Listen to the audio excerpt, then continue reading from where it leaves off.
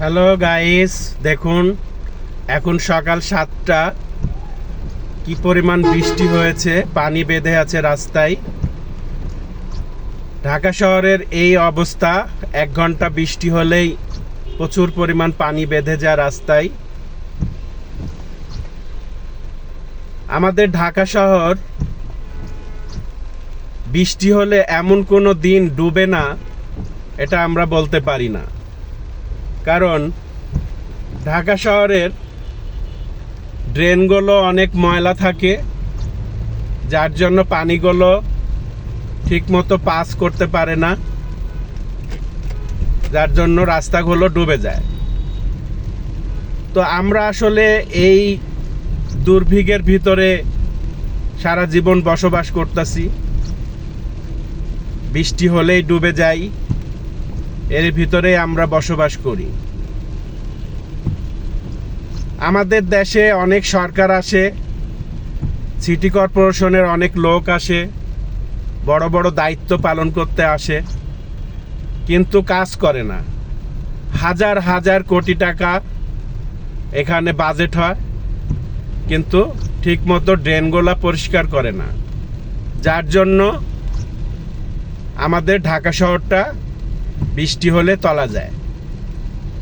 এরশাদ সরকার একটা বাঁধ দিয়েছিল,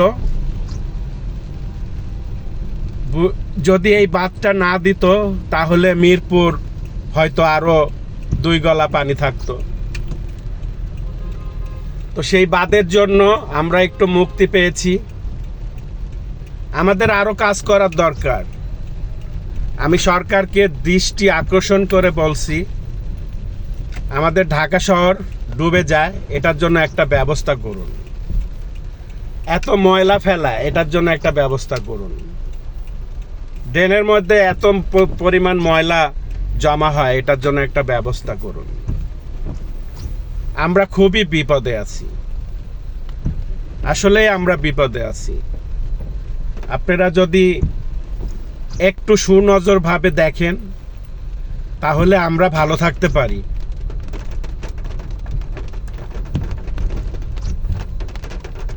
বাংলাদেশের রাজধানী ঢাকা শহর, আর এই রাজধানী যদি বৃষ্টির পানিতে তলায় যায় তাহলে আসলে রাজধানীর মান সম্মানটা থাকে না।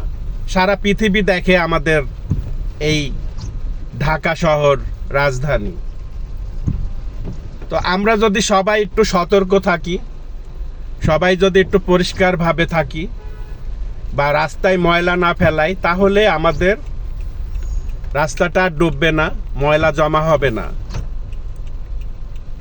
এটা আমরা সবাই মাথায় রাখবো, আমরা সবাই এটা মাথায় রাখবো। যেখানে সেখানে ময়লা ফেলাবো না, যেখানে সেখানে আবর্জনা করব না, আমরা নির্দিষ্ট জায়গায় ময়লা ফেলাবো। আমরা যদি সবাই এই কাজটা করি তাহলে আমরা ভালো থাকব, আমাদের রাস্তাঘাট তলাবে না। তো ভালো থাকবেন, সুস্থ থাকবেন। আসসালামু আলাইকুম।